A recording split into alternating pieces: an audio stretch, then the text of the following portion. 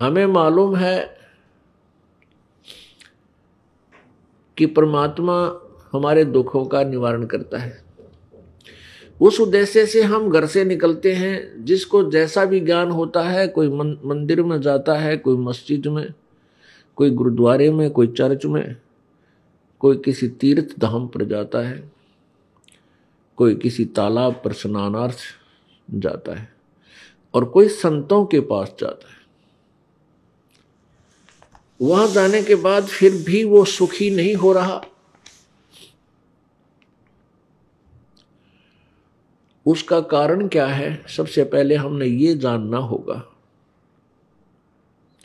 जिस संत के पास आप जाते हो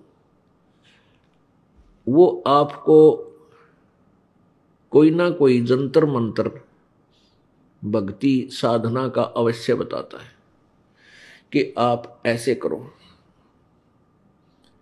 आपका कष्ट निवारण हो जाएगा।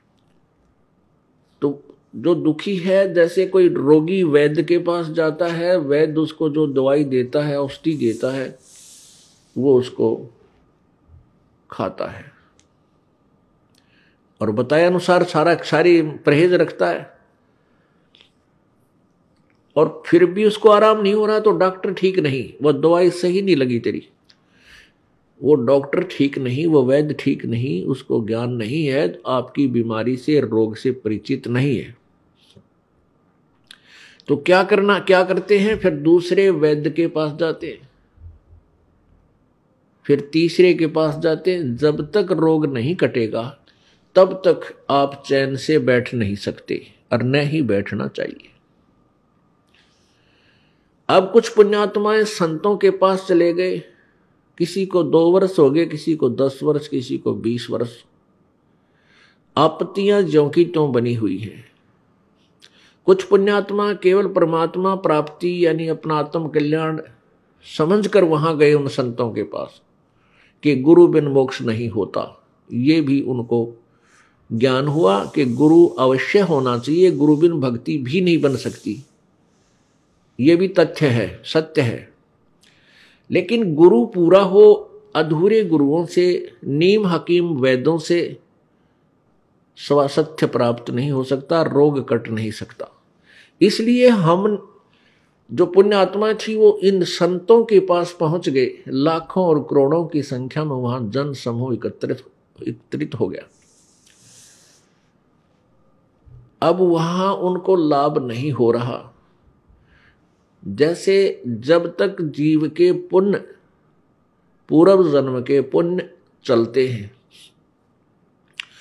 तब तक वो किसी भी साधना को कर रहा है, किसी भी संत के पास वो गया हुआ है, उसके पूर्व जन्म के पुण्यों से अच्छा लाभ मिल रहा है, वो सुखी है।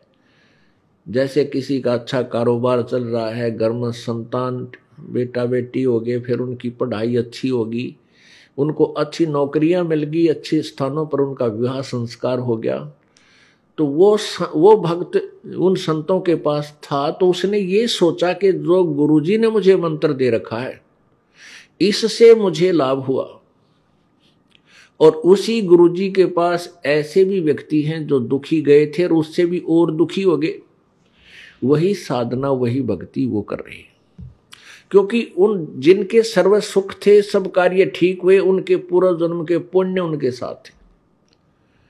और जिनको लाभ पहले ही नहीं था वो और भी चले गए, वहां जाने के बाद और भी दुखी हो गए।